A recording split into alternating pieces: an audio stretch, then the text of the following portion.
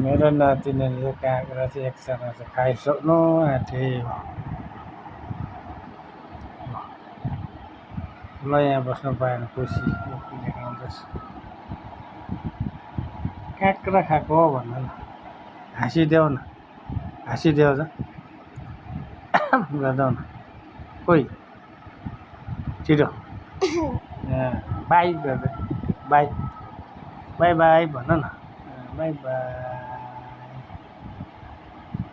नाचिन्थ्यो हो